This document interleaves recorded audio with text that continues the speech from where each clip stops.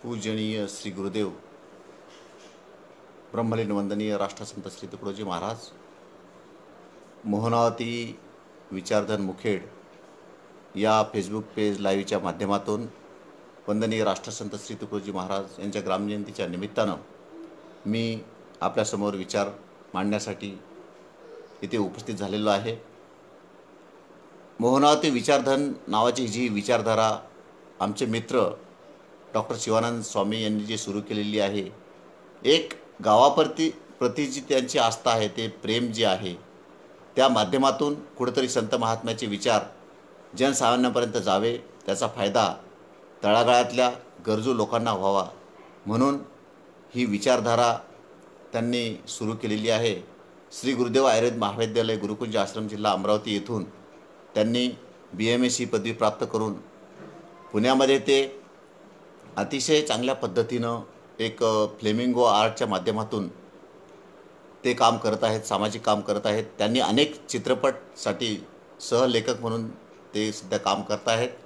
मी या माध्यमातून मला ही जी संधी त्यांनी इथे विचार व्यक्त करण्याची संधी दिली त्याबद्दल मी त्यांचे आमचे मित्र डॉक्टर स्वामी यांचं पुनश्च एकदा आभार मानतो। आणि आज खरं तर वंदनीय राष्ट्रसंत श्री तुकडोजी महाराजांची 112वी जयंती ही संपूर्ण महाराष्ट्रामध्ये अतिशय उत्साहामध्ये साजरी होत आहे। वंदनीय राष्ट्रसंत श्री तुकडोजी महाराज, मी जिथून आपल्याशी संवाद साधतो आहे, अगदी काही क्षणाच्या अंतरावरती वंदनीय महाराजांची महासमाधी आणि श्री गुरुदेव सेवाश्रम इथे आहे।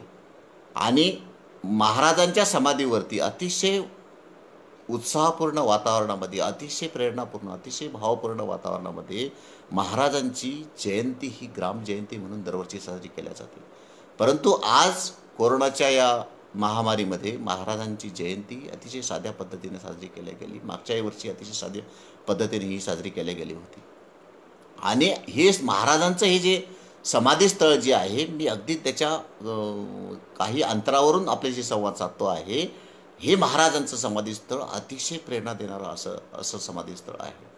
आणि म्हणून वंदनीय महाराजांचं जीवन दर्शन बघत असताना, वंदनीय महाराजांच्या जीवन दर्शनाचा विचार करत असताना वंदनीय महाराजांची वंशपरंपरेकडे आपल्याला जावं लागेल। वंदनीय महाराजांचे जे आजोबा जे होते, गणेशपंत ब्रह्मभट्ट जे होते वंदनीय महाराजांचे आजोबा, त्यांना 2 मुले झाली, एक तुकाराम आणि नामदेव, जो बंड्या म्हणून पुढे नावारूपास आला।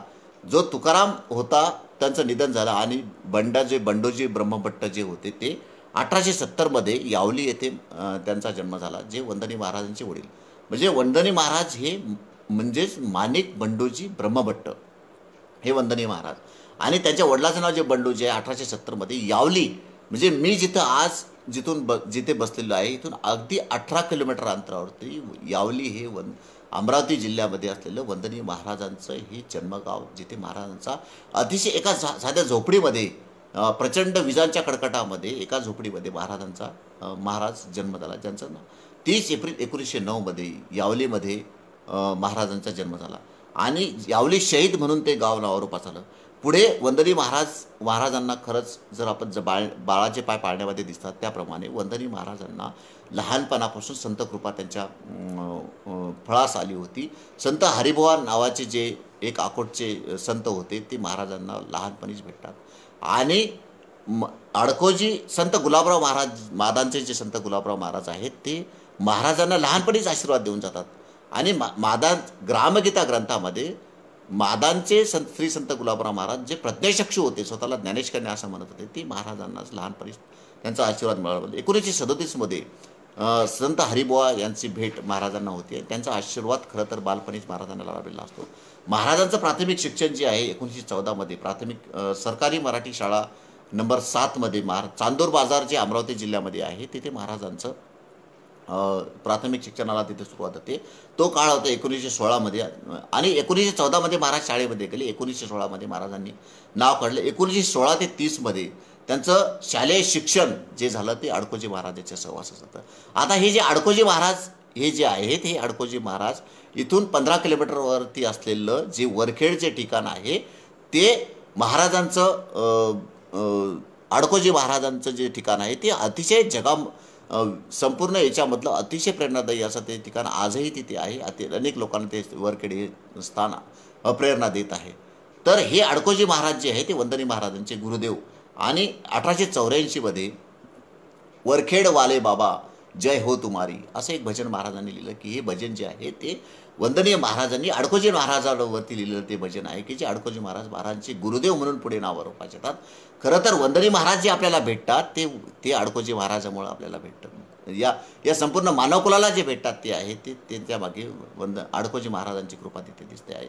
आणि म्हणून पुढे गुरु त्यांना मानतात अडकोजी महाराजांना. आणि एक विदेही संत म्हणून हे अडकोजी जे होते हे मूळतः आर्वीमधून जे ठिकाण इथून एक 40 किलोमीटर अंतरावरती जे ठिकाण आहे आर्वी त्या संतनगरीमधून अडकोजी खरं तर आलेले होते. आणि अडकोजी महाराज अतिशय कलंदर वृत्तीचे व्यक्ती होते जे पुढे संत म्हणून येतात आणि वंदनी महाराजांना आपल्या हवाली करतात. या संपूर्ण मानवकुलाला दिशा दर्शनासाठी खरं तर देतात आहेत ते.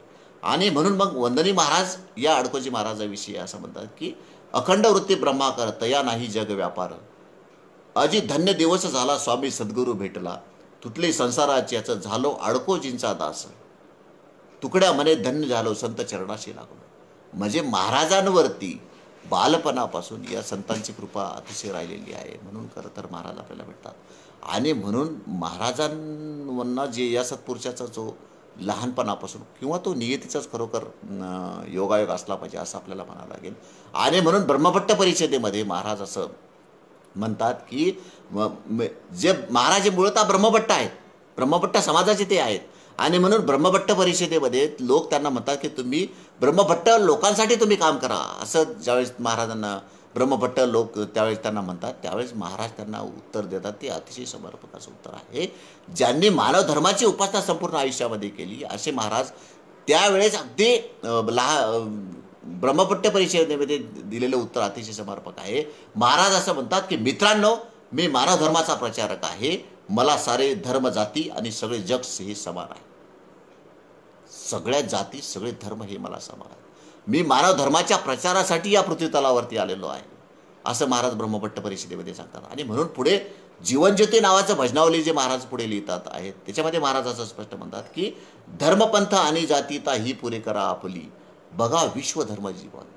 संतश्रेष्ठ ज्ञानेश्वर महाराजांचा जो विश्वात्मक संदेश जो आहे तो वंदनी महाराज या शतकामध्ये आम्हाला देतात आहे की ही जातीयता आणि धर्मपंथ जातीयता ही आता पुरे करा आणि मानव धर्माचा प्रचारक तुम्ही करा. आणि म्हणून असे हे महाराज लहानपणापासूनच अतिशय प्रचंड ध्येयवादी ज्याला म्हणता येईल का अतिशय सोसायटीचा वारा यावा आणि प्रचंड विचार परिवर्तन व्हावं, प्रचंड क्रांती समाजामध्ये व्हावी अशा पद्धतीने महाराज पुढे कार्याला लागत आहेत. आणि रामटेक जे श्री क्षेत्र रामटेक जे आहे नागपूरमध्ये तिथे महाराजांचा काही काळ तिथं जातो आणि मेघदूताचं स्फूर्तीस्थान तिथं आहे. बौद्ध जैन मानव वैष्णवादीचं हे स्थान. अशा स्थानामध्ये वंदनी महाराज 1922 आणि श्रीरामचंद्र प्रभूंचं जे विश्रांती स्थान जे आहे अशा स्थानामध्ये 1922 ते 30च्या दरम्यान रामटेकमध्ये महाराज तपोसाधना करतात. आता तपोसाधना म्हणजे काय, कुठेतरी एका ध्येय गाठण्याकरता कुठेतरी एक विचार समाजामध्ये काही क्रांती करायची असेल तर कुठेतरी साधना करणं आणि ही तपोसाधना वंदनी महाराज रामटेकमध्ये करतात. 1937 मध्ये ते नागठाणा चंद्रपूरमध्ये ते चातुर्मास करतात. आणि चातुर्मास जो आहे अनेक संत महात्म्याने चातुर्मास केलेला आहे. समाज परिवर्तनाचा जो काही विचार प्रवाह आहे त्याला चातुर्मास असं म्हणतात. ग्रामगीता ग्रंथामध्ये जो चातुर्मास आलेला आहे श्रीमद स्वामी वासुदेवानंद सरस्वती नावाचे जे एक महात्मा तत्वज्ञ जे आलेले आहेत ते सुद्धा चातुर्मास करत होते. आणि या चातुर्मास महाराज 1937 मध्ये नागठाण्याला चातुर्मास करतात. 25 जुलै 1926 रोजी माणिक प्रासादिक बाल समाजाची स्थापना वंदनी महाराज करतात. 1927 मध्ये आनंदामृत नावाचा ओविबद्ध ग्रंथ जो महाराजांनी लिहिलेला आहे. ग्रामगीता हा ग्रंथ बहुतांश अनेक लोकांना माहीत असावा, पण आनंदामृत नावाचा ओविबद्ध ग्रंथ वंदनी महाराजांनी 1927 मध्ये म्हणजे महाराज आले 1909 मध्ये म्हणजे केवळ अवघ्या 18व्या वर्षी वंदनी महाराज हे आनंदामृत नावाचा ओविबद्ध ग्रंथ अति बालवयामध्ये या ग्रंथाची निर्मिती ते करतात. 1928 मध्ये प्रख्यात संतभूमी आर्वी येथे महाराजांचं आगमन होतं. आर्वी म्हणजे वर्धा जिल्ह्यामध्ये जे असणारा जे आर्वी आहे कदाचित आपल्या लोकांना माहीत असेलच की आर्वी येथे मायबाई नावाची खूप मोठी संत होऊन गेली. आणि मायबाईंनी खरं तर अडकोजी महाराज जे होते जे कलंदर वृत्तीचे होते बालपणी ते अडकोजी महाराज हे मायबाई ह्या अडकोजी महाराजांना खरं तर एका सदविचारामध्ये आणतात आणि मग अडकोजी महाराज आणि वंदनीय राष्ट्रसंत तुकडोजी महाराज, मग ही आर्वीमधून ते जे 1928मध्ये वंदनीय महाराज आले पुढे महाराज अतिशय मी बोललो की झपाट्यानं सामाजिक क्रांती समाजामधले अनेक जे काही ज्या त्यांना दिसत आहेत अनिष्ट प्रथा जे दिसत आहेत त्याचं समूळ नायनाट करण्यासाठी वंदनीय महाराजांनी कुठलं शस्त्र जर घेतलं असेल तर ते आहे भजनाच्या माध्यमातून. महाराजांनी भजन प्रभावनाचा स्वतंत्र अध्याय ग्रामगीतेमध्ये लिहिला आणि सबसे ऊंचा है धन मेरा प्यारा भजन इसपे सारा तन मन कुर्बान आहे. खंजरी भजनाच्या माध्यमातून महाराजांनी प्रचंड सामाजिक क्रांती केलेली आहे आणि सामाजिक आणि राष्ट्रीय प्रबोधनाचं काम महाराज जिथं जिथं गेले तिथे ते महाराजांनी भजनाच्या माध्यमातून सामाजिक क्रांतीचं काम केलं. ज्ञान वैराग्य भक्ती योगादी आध्यात्मिक विषयावर सामाजिक सुधारणाचे अनेक विषय महाराजांनी या भजनाच्या माध्यमातून अनेक भजन महाराजांनी अभंग महाराजांनी लिहिलेले, लहर की बरका महाराजांनी लिहिले, अनेक ग्रंथ महाराजांनी निर्माण केलेले आणि बहुतेक 6000 भजनाची निर्मिती महाराजांनी 59 वर्षाच्या आयुष्यामध्ये एवढं मोठं अलौकिक कारण राष्ट्रसंत तुकडोजी महाराजांनी केले. 1929मध्ये महाराज कुठे कुठे गेले नाही, महाराज अनेक ठिकाणी गेले. 1929मध्ये जे प्रयागराज म्हणजे काशीला जो कुंभमेळा भरला होता त्या कुंभमेळ्यामध्ये महाराज तिथे गेलेले आहेत. आणि 1930मध्ये महाराजांनी केवळ सामाजिक क्रांतीच नाही तर स्वातंत्र्य आंदोलनामध्ये महाराजांची महत्त्वाची भूमिका. देशाला स्वातंत्र्य मिळवण्यासाठी महाराजांनी अतिशय मोलाचं काम महाराजांनी केलेलं आहे. आणि 1930मध्ये स्वराज्य आंदोलनाने मौलिक राष्ट्र जागृती 1930 महात्मा गांधींसोबत खूप मोठा विषय. महाराज म्हणजे की राष्ट्रसंत होतात म्हणजे खूप एक अतिशय अर्धा तास आणि हा वेळ म्हणजे आयुष्य कमी पडावं एवढं मोठं महाराजांचं जे जीवनचरित्र आहे. 11 खंड जीवनयोगीचे महाराजांचे उपलब्ध आहेत.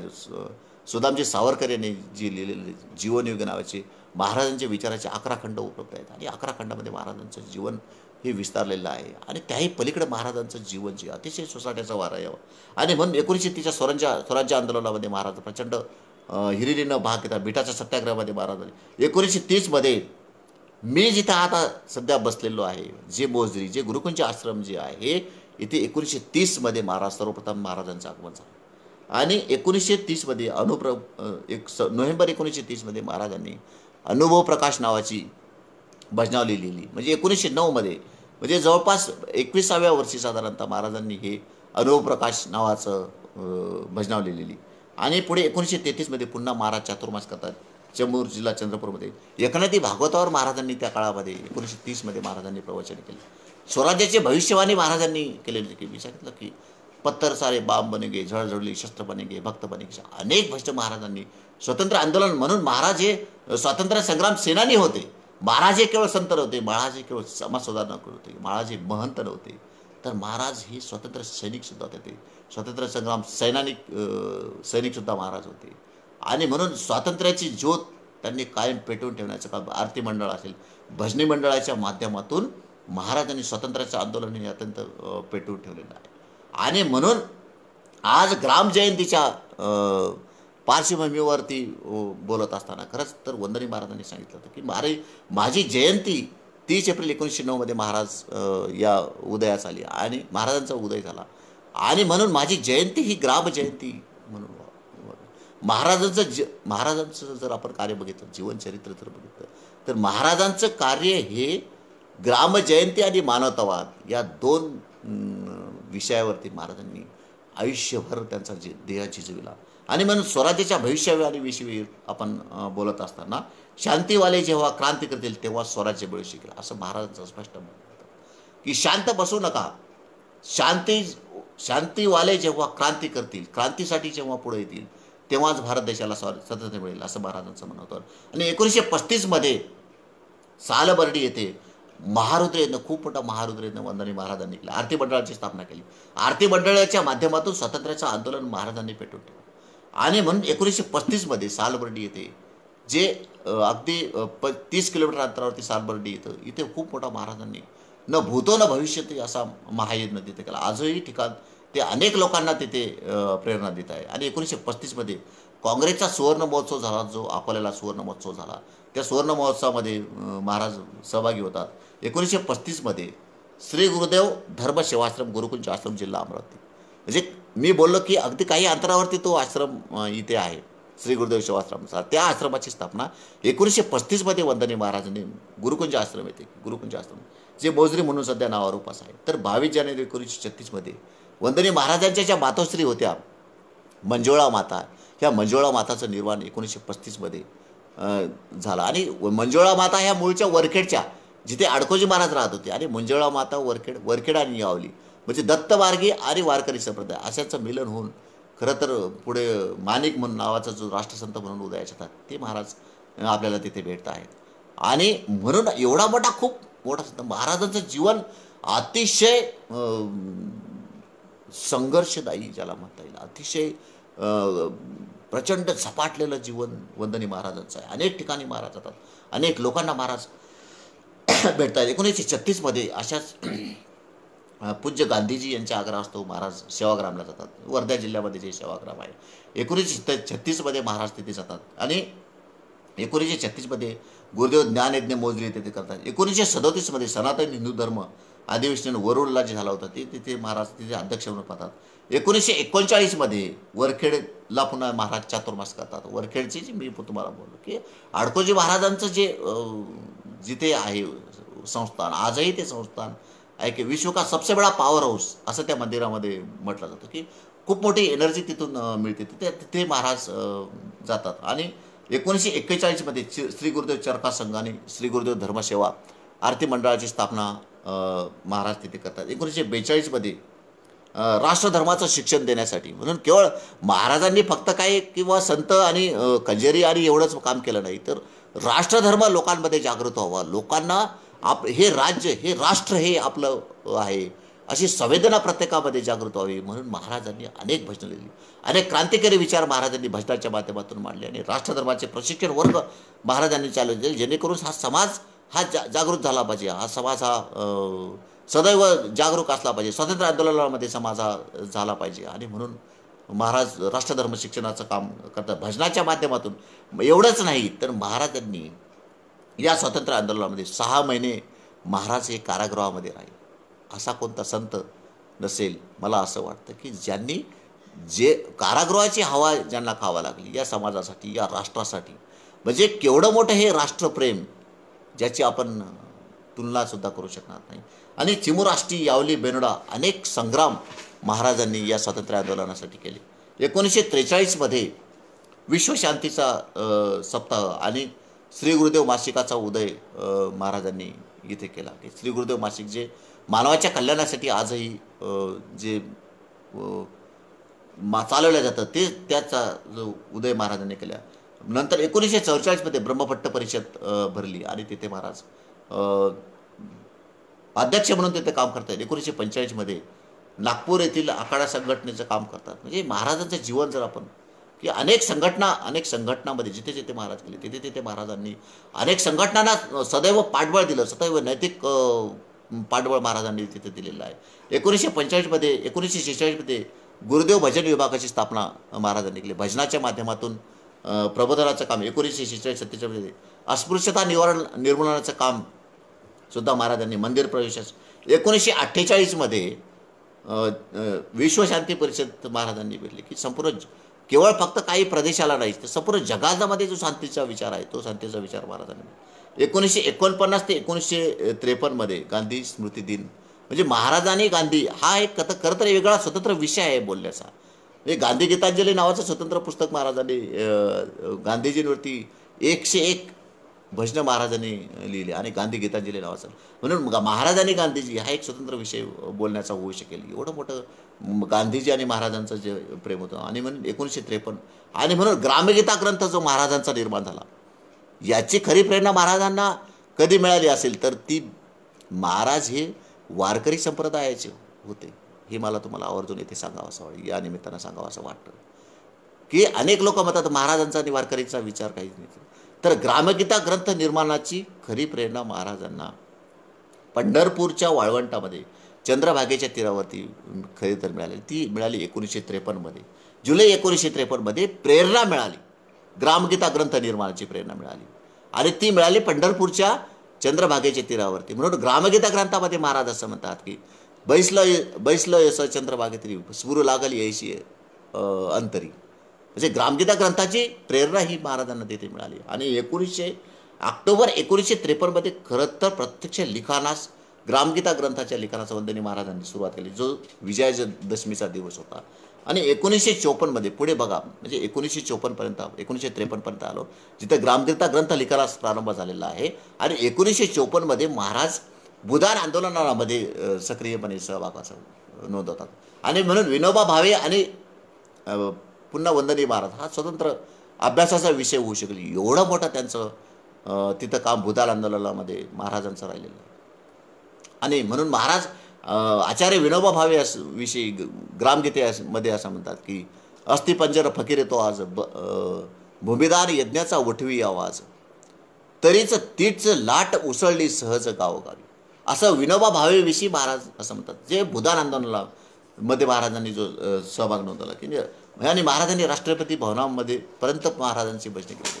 आणि खरं तर मला अतिशय सांगताना आणि महाराज खरंच अतिशय प्रेरणादायी राहिलेले आहेत माझ्यासाठी, नाही संपूर्ण मानवकुलासाठी अतिशय प्रेरणादायी राहिलेले आहेत. आणि म्हणून मला राष्ट्रपती भवनापर्यंत आणि विशेषतः तत्कालीन पंतप्रधान पंडित नेहरू आणि राष्ट्रपती भवन महाराजांचं अतिशय सौख्य राहिलेलं आहे. राष्ट्रपती भवनामध्ये जाऊन महाराज दिल्लीमध्ये जायचे आणि राष्ट्रपती भवनापर्यंत तिथे महाराजांनी भजनं म्हटलेली आहे. आणि म्हणून ते राष्ट्रसंत कदाचित 1955 विश्वधर्म व विश्वशांती परिषद जपानला महाराजांनी, जपानपर्यंत महाराज त्या काळामध्ये 1955 महाराज जपानमध्ये जातात. विश्वशांती परिषदेचं तिथे विचार आपले आणि 18 प्रमुख राष्ट्राचे सल्लागार म्हणून त्यांचं निवड केल्या जाते. म्हणजे एवढं मोठं कार्य खरंच 59 वर्षाच्या आयुष्यामध्ये एवढं मोठं कार्य 1955 अखिल भारतीय वेदांत परिषद, पंजाबमध्ये जे अखिल भारतीय वेदांत परिषद झाली तिथे सुद्धा महाराज जातात. 1956 मी बोललो की 1953 ऑक्टोबर 1953 ग्रामगीता ग्रंथ लिखाणास प्रारंभ झाला. आणि 1956 प्रत्यक्ष ग्रामगीता ग्रंथ उदयास आला. ग्रामगीता ग्रंथ अखिल भारतीय साधू समाज जो आहे, संपूर्ण देशामधले जे साधू आहेत त्या साधूंचं अध्यक्षपद महाराज भूषवत आहेत.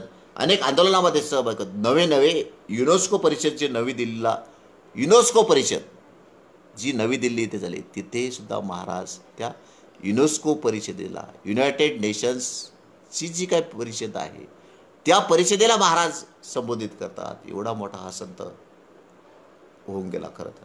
आणि 1959 अस्पृश्यता निर्मूलना संबंधामध्ये सुद्धा महाराजांचं काम. 1958 ते 1959 बलिदान बंदी, व्यायाम प्रचार वगैरे, अनिष्ट रूढी प्रथा अशा अनेक विषयावर महाराजांनी, किसान रेल यात्रा असेल, म्हणजे महाराज आणि डॉक्टर राजेंद्र प्रसाद यांचासुद्धा अतिशय जवळचा संबंध राहिला. राजेंद्र प्रसाद गुरुकुंज आश्रमामध्ये येऊन गेलेले. आजही इथे एक शेत जे आहे तिथे त्या शेतामध्ये डॉक्टर राजेंद्र प्रसाद त्या काळामध्ये 1961 राजेंद्र प्रसाद या काळामध्ये इथे येतात. आणि आजही ते ठिकाण तिथे आपल्याला दिसतं आहे. आणि म्हणून अनेक लोकांशी, अनेक मान्यवर लोकांशी महाराजांचा. आणि पुढे 1962 जे भारत चीन युद्ध झालं त्या भारत चीन युद्धामध्ये महाराज अतिशय खंबीरपणे, म्हणजे केवळ फक्त 4 भिंतीच्या आत राहून नाही तर भारत चीन सीमारेषेवरती जाऊन आओ चीनी मैदान में देखो हिंद का हाथ, अशा सनसनीत उद्गारामध्ये महाराज चीन सैनिकांना चेतावणी देतात, आओ चीनी मैदान में देखो हिंद का हाथ. आणि भारत चीन युद्धामध्ये महाराजांचं खूप मोठं योगदान, म्हणजे भारतीय सैनिकांचं मनोबल प्रत्यक्ष सीमारेषेवरती जाऊन उंचावणारा केवळ एकमेव संत जर कोणता असेल तर ते वंदनीय राष्ट्रसंत श्री तुकडोजी महाराज. सीमारेषेवरती जाऊन भारतीय सैनिकांचं मनोबल महाराजांनी उंचावलेलं आहे. आणि भजनाच्या माध्यमातून, कंजेरी भजनाच्या माध्यमातून त्यांना खूप मोठा मानसिक आधार देण्याचं काम वंदनीय महाराजांनी केलेलं आहे. म्हणून स्वातंत्र्य आंदोलनामध्ये असो किंवा युद्धभूमीवरती महाराजांनी प्रत्यक्ष काम केलेलं आहे. आणि म्हणून तेव्हा तिथे महाराजांनी अतिशय सुंदर भजन तिथे महाराजांनी केलेलं आहे. मेरे प्यारे सुंदर भारत पर किसी की नजर ना लगे, अरे ते सुन भारत के इस आबादी पर किसी की नजर ना लगे. हे भजन महाराजांनी 1962-63 या भजनाच्या माध्यमातून त्यांनी, नंतर 1963 राष्ट्रसंतांची जी तपोभूमी, जे गोंदवडा नावाचं जे ठिकाण आहे तिथे महाराज तिथे जातात आणि तिथे चंद्रपूर जिल्ह्यामध्ये ते ठिकाण आहे. ही तपोभूमी, महाराजांनी तपसाधना तिथे केलेली आहे. वाघाच्या अगदी वाघ सिंह यांच्या जवळ महाराजांनी त्याचा कधीही महाराजांनी अतिशय मैत्रीपूर्ण संबंध तिथे महाराजांनी प्राण्यांशी ठेवलेले आहे. महाराजांनी इतर कार्य, दारूबंदी असेल किंवा अनेक सामाजिक कार्य, अनिष्ट रुळा असतील, या सगळ्यांवरती महाराजांनी कीर्तनकार प्रवचनकाराचं संमेलन असेल किंवा स्वावलंबन राष्ट्रधर्म जागृती प्रचारात्रा आहे, ग्रामजयंती आहे, नंतर आरोग्यविषयक काम आहे की जे आजही जे महाराजांनी स्थापन केलेलं जे श्री गुरुदेव आयुर्वेद महाविद्यालय व रुग्णालय आहे, आजही तिथं महाराज ग्रामगीतेमध्ये असं म्हणतात की ना औषधी मिळते कुरा तैशीची कंठती जीवना, या लोकांची दया घे राव रंका सजना, या विचारावरती आजही श्री गुरुदेव आयुर्वेद महाविद्यालय रुग्णालय, महाराजांच्या या विचारावरती आजही तिथे काम खूप चांगल्या पद्धतीनं चालू आहे. आणि म्हणून हा खरं तर महाराजांच्या विचारांचा खरं तर या काळामध्ये खरं तर गरज आहे. आणि 1964-65 अखिल भारतीय श्री गुरुदेव सेवा मंडळाच्या संचालक मंडळाची स्थापना करतात. आणि तिथे या सर्व संचालक महाराजांनी 1965 जेवढे त्यांच्याकडे जी पदं होती त्या सगळ्या पदाचा त्याग 1965 महाराज करतात. आणि पुढे सैनिक शिक्षण शिबिरसुद्धा महाराज घेतात. 1966 कुंभमेळा प्रयागराज राष्ट्ररक्षा संमेलन विश्व कल्याणासाठी जे घेतात तिथे महाराज जातात. सदाचार्यांनी गोरक्षण अभियान, गोवंश सुधार नावाचा स्वतंत्र अध्याय महाराजांनी ग्रामगीतेमध्ये 41 अनेक विषय महाराजांनी लिहिले आहे. महाराजांच्या साहित्यामध्ये अनेक विषय महाराजांनी आता लिहिले आहे. अनेक विषयाचा संदर्भ महाराजांनी त्यांच्या साहित्यामध्ये आपल्याला मिळतो आहे. 1967 गुरुकुंज आश्रम जे इथे आहे, मी जिथून आपल्याशी संवाद साधतो आहे, 1945 महाराजांनी अखिल भारतीय आयुर्वेद महासंमेलन नावाचं खूप मोठं संमेलन गुरुकुंज आश्रमामध्ये घेतलेलं आहे. आणि त्याचंसुद्धा महाराजांनी खूप मोठं अतिशय शिस्तबद्ध पद्धतीने नियोजन 1968 कोयना भूकंपामध्ये महत्त्वाची भूमिका महाराजांनी केलेली आहे. आणि तुम्ही आज समाज माध्यमावरती जी भजन तुम्ही कदाचित अनेक लोकांनी ऐकलं असेल की कोण दिवस येई कसा कोण जाणतो, एक दिवस हत्तीवरी मिरवती नवऱ्यापरी, एक दिवस भिकाऱ्यापरी भीक मागतो, हे भजन महाराजांनी 1968 कोयनामध्ये ज्यावेळेस प्रचंड मोठा भूकंप झाला त्यावेळेस महाराजांनी बदललेली.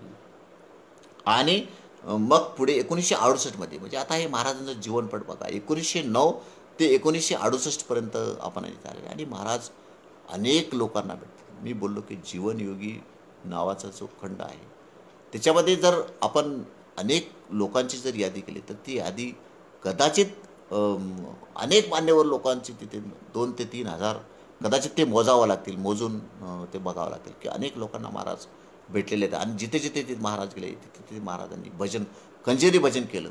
आणि म्हणून महाराज राष्ट्रसंत का होतात हा खरं तर प्रश्न आहे. महाराज राष्ट्रसंत म्हणून कसे झाले तर महाराजांनी तुकडोजी महाराज असतील किंवा गाडगेबाबा असतील, गाडगेबाबांनी खराटा हे माध्यम वापरलं सामाजिक जागृतीसाठी, जन आंदोलनासाठी, सामाजिक सुधारणेसाठी. तर राष्ट्रसंत श्री तुकडोजी महाराजांनी खंजेरी हे माध्यम वापरलं. आणि म्हणून ही जी साधनं आहेत खंजेरी आणि खराटा, ही जी साधनं आहेत ही जनसामान्यांना अतिशय प्रिय असणारी साधनं आहेत. आणि म्हणून तुकडोजी महाराज आणि गाडगे महाराज हे जनसामान्यामध्ये प्रिय झाले. त्याचं कारण त्यांनी जनसामान्यांची साधनं सामाजिक क्रांतीसाठी वापरली, म्हणून ते जनमानसामध्ये अतिशय लोकप्रिय झाले. जनमानसांना ते अतिशय प्रिय झाले, त्यांना सवंग लोकप्रियता जी मिळाली त्याचं कारण हे आहे. आणि म्हणून 1968 महाराज झिरचर होतात. आणि 1968 बॉम्बे हॉस्पिटलमध्ये महाराजांवरती शस्त्रक्रिया होती. आणि सामुदायिक महाराजांनी या संपूर्ण मानवजातीला जर आता कुठलं साधना जर दिली असेल तर ती आहे सामुदायिक प्रार्थना आणि सामुदायिक ध्यान. हा विश्वशांतीसाठी महाराजांनी जनतेचा अर्थसंदेश दिला. आणि 1968 कॅन्सर रुग्णालयाची निर्मिती नागपूरमध्ये करतात. 1968 11 ऑक्टोबर 1968 सायंकाळी 4:58 महाराजांचं महानिर्वाण होतं. आणि आश्विन वद्य पंचमीला 11 ऑक्टोबर 1968 म्हणजे 30 एप्रिल 1909 महाराजांचं उदय होतो. यावली जिल्हा अमरावती येथे. आणि 11 ऑक्टोबर 1968 म्हणजे जे गुरुकुंज आश्रमची महासमाधी आहे तिथे महाराजांवरती अंत्यसंस्कार केले जातात. लाखोच्या जनसमुद्रामध्ये महाराजांना निरोप दिला जातो. आणि म्हणून असे हे महाराजांचं जे जीवन दर्शन आहे, महाराजांचं ग्रामगीता ग्रंथ जो आहे आणि त्या ग्रामगीता ग्रंथांवरती एक साहित्यकृती निर्माण करण्याचं भाग्य मला लागलं की ग्रामगीतेच्या अंतरंगात म्हणून एक साहित्य कृती जी नावारूपास आली. त्याचं प्रकाशन खरं तर 2019 त्या पुस्तकाचं प्रकाशन झालं. आणि महाराजांच्या साहित्यांवरती वेगळ्या विचाराचा परामर्श घेण्याचा प्रयत्न त्या साहित्यकृतीमध्ये करण्यात आलेला आहे. आणि हे असे वंदनीय महाराज जे आहेत ते महाराजांनी अनेक मराठी ग्रंथसंपदा निर्माण केली. त्याच्यामध्ये ग्रामगीता हा ग्रंथ मुख्य मानावा लागेल. त्याच्यानंतर अनुभव सागर नावाचं भजनावली, जीवनजागृती भजनावली आहे, राष्ट्रीय भजनावली आहे, अरुणोदय आहे, क्रांतिवीणा आहे, भक्तिकुंज भजनावली आहे, अनुभवामृत, माझी आत्मकथा, विश्वशांती योग वगैरे वगैरे अशी अनेक साहित्य संपदा महाराजांनी ग्रंथसंपदा हिंदीमध्ये सुद्धा महाराजांनी मराठी हिंदीमध्ये सुद्धा महाराजांनी ग्रंथसंपदा निर्माण केली. अनुभव प्रकाश नावाची भजनावली तिथे निर्माण केली. लहर की बरखा नावाचं महाराजांनी अनेक विषयावरती त्याच्यावरती भाष्य केलेलं आहे. मेरी जीवन यात्रा अनुभव प्रसाद, गांधी गीतांजली नावाचं सुद्धा महाराजांनी ग्रंथसंपदा निर्माण केली. म्हणजे महात्मा गांधींवरती 101 भजनं महाराजांनी त्या पुस्तकामध्ये लिहिलेली आहे. त्याला गांधी गीतांजली नावाचं असं त्यांनी शीर्षक दिलेलं आहे. आणि या महाराजांचं आणि गांधीजींचं अतिशय जिव्हाळ्याचे संबंध राहिलेले आहे. आणि गांधीजींच्या आग्रह असतो महाराज सेवाग्रामच्या आश्रमामध्ये. आणि महाराजांनी ज्यावेळेस गांधीजींनी विचारलं की स्वातंत्र्य आंदोलनामध्ये तुम्ही यावं आणि आपण सोबत काम करू, तर महाराजांनी अतिशय स्पष्टपणे महाराज तिथे गांधीजींना नकार देतात आणि सांगतात की आपण दोघांचा मार्गही एक जरी असला तरी आपण वेगळ्या विचारप्रवाहाने जाऊन या राष्ट्रासाठी खरं तर काम करूया. आणि म्हणून महाराज म्हणतात तुम्ही तुमचं काम पुढे चालू ठेवा, मी माझे जी काही पद्धती आहे त्या पद्धतीनं मी या मानवकुलाच्या उत्तरासाठी काम करेल. आणि म्हणून अनेक ग्रंथसंपदा महाराजांनी दिली जी आजही ही ग्रंथसंपदा ग्रामगीता ग्रंथ आणि अनेक भजनावली असतील किंवा लहर की बरखा असेल, सुधा सिंधू की लहरी असेल, ही जी ग्रंथसंपदा आहे महाराजांनी अनेक विषय म्हणजे जन्मापासून मृत्यूपर्यंत अंत्यसंस्कार सुद्धा महाराजांनी लिहिलेले आहे. महिलोन्नती सुद्धा महाराजांनी लिहिली, ग्रामगीते ग्रंथामध्ये महिलोन्नती सुद्धा लिहिलेली आहे. ग्राम आरोग्याविषयी सुद्धा महाराजांनी तिथे लिहिलेलं आहे.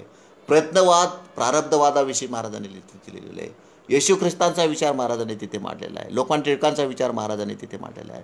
महात्मा फुल्यांचा विचार महाराजांनी तिथे मांडलेला आहे. संत मीराबाईंचा विचार तिथे मांडलेला आहे. गुरु गोविंद सिंगांचा विचार महाराजांनी तिथे मांडलेला आहे. गुरु नानक देवांचा विचार महाराजांनी तिथे मांडलेला आहे. संत कबीरांचा विचार महाराजांनी तिथे मांडलेला आहे. साडेपूज्य साने गुरुजींचा विचार महाराजांनी तिथे मांडलेला आहे. महात्मा गांधींचा विचार महाराजांनी तिथे मांडलेला आहे. स्वामी विवेकानंदांचा विचार तिथे महाराजांनी मांडलेला आहे. रामकृष्ण परमहंस असतील, वासुदेवराव सरस्वती असतील, श्रीपाद श्रीवल्लभ स्वामी असतील, असे अनेक संत महात्मे तत्त्वज्ञ प्रचारक संत महात्म्यांचा विचार महाराजांनी आपल्या साहित्यामध्ये तिथे मांडलेला आहे. म्हणून महाराज ग्रामगीता ग्रंथामध्ये असं म्हणतात की माझाची नवे हा विचार हे सर्व संत ग्रंथांचे सार, संत महात्म्याचे वृद्धगत अपार तेच वर्म कथितो. म्हणून मी जे बोललो की 40 तत्वज्ञ संत महापुरुष असे 40 अध्यायामध्ये या सगळ्या लोकांचा विचार महाराजांनी मांडला. आणि म्हणून महाराज माझाची नवे हा विचार हा माझा विचार नाही, अतिशय नम्रपणे महाराज असं म्हणतात. मी पंडित नव्हे आपल्या ठाई, असं ग्रामगीतेमध्ये अतिशय नम्रपणे महाराज असं म्हणतात. मी पंडित नाही, माझाची नवे हा विचार सर्व संत ग्रंथांचे सार, सर्व संत ग्रंथांचा सार या ग्रामगीता ग्रंथामध्ये मी मांडलेला आहे. संत महात्म्याचे हृदगत अपार, तेचे वर्म कथित. हे जे संत आहे, ते जे महात्मे आहे, यांचं हृदगत म्हणजे हृदयापासूनचे आलेलं जे मनोगत आहे, जे हृदयापासूनचे अंतप्रवृत्तीतून निर्माण झालेले जे विचार आहेत, ते विचार मी मांडण्याचा प्रयत्न या ग्रामगीता ग्रंथामधून करतो आहे. आणि म्हणून महाराज प्रत्येक अध्यायाच्या शेवटी असं म्हणतात की इति श्री ग्रामगीता ग्रंथ गुरुशास्त्र स्वानुभाव संमत, लाभ घेवत नित्य ग्रामस्थ, म्हणून अर्पिले विश्व. इति श्री ग्रामगीता ग्रंथ गुरुशास्त्र स्वानुभव संमत, म्हणजे गुरु शास्त्र शास्त्राचा सुद्धा आधार आहे. महाराजांनी अशास्त्रीय असं कुठेही मांडलेलं नाही. अतिशय शास्त्रीय भाषेमध्ये महाराजांनी अनेक विषयांना तिथे मांडलेलं आहे. सायंटिफिक ॲप्रोच महाराजांनी तिथे दिलेला आहे. प्रत्येक विषयाला सायंटिफिक आधार महाराजांनी दिलेला आहे. गुरुशास्त्र स्वानुभव, स्वतःच्या अनुभवावरती मी हे सगळं मांडतो आहे. इति श्री ग्रामगीता ग्रंथ गुरुशास्त्र स्वानुभव संमत, लाभ घेवत नित्य ग्रामस्थ, म्हणजे फक्त आजच नाही, ग्रामजयंतीच्या पार्श्वभूमीवरती नाही किंवा महाराजांची पुण्यतिथी आहे म्हणून नाही, लाभ घेवत नित्य ग्रामस्थ, नित्य नियमानं त्याचं लाभ घ्यावा या सगळ्या विचारांचा, या सगळ्या प्रात्यक्षिकांचा विचार नित्य घ्यावा. लाभ घेवत नित्य ग्रामस्था, म्हणून अर्पिले विश्वरूपा. केवळ एका समुदायाकरता नाही, केवळ एका गावाकरता नाही, तर हा जो माझा विचार आहे, हा जो विचार मी मांडतो आहे, हा संपूर्ण विचाराकरता, संपूर्ण जगाकरता हा मी विचार मांडतो आहे. आणि म्हणून महाराजांची इच्छा होती की जे कोणी माझे स्नेही प्रेमळ, त्यांनी करावा ग्रंथांचा सुकाळ, घरोघरी चालवावा प्रचार निर्मळ ग्रामगीता वाचनाचा, स्त्रिया मुलेही होतील आदर्शपूर्ण. हा ग्रंथ घरी होता पठन, वाचता वर्तता ग्रामगीता. म्हणून जे जे कोणी माझे स्नेही असतील, जे जे कोणी माझे प्रेमळ असतील, त्यांनी या ग्रंथाचा प्रचार घरोघरी चालवावा आणि स्वतःचा कल्याणाचा विचार हा पुढे न्यावा. आणि म्हणून या माध्यमातून खरं तर हा विचार संपूर्ण मानवकोणाला मानवतावादाचा विचार म्हणून वंदनी महाराज हे मानवतेचे पुजारी होते. हा मानवतावादाचा विचार वंदनी महाराजांनी संपूर्ण मानवसृष्टीला दिलेला आहे. तो विचार आम्ही निश्चितच हे विचार प्रत्येकाला रुजतील अशी अतिशय खात्रीपूर्वक या निमित्तानं मला इथं बोलावं असं वाटतं. आणि मी पुन्हा मोहनावती विचारधन या विचारधारेच्या पुन्हा मी शतशः आभारी राहील. आणि मी या माध्यमातून आपल्या सर्वांना गुरुदेव तशी प्रेरणा देव आणि आपल्या हातून अनेक रचनात्मक काम या विचाराच्या पाठबळावरती समाजाचं रचनात्मक काम आपल्या हातून हो अशी गुरुदेवचरणी प्रार्थना करतो आणि माझ्या वालीला विराम देतो. जय गुरुदेव.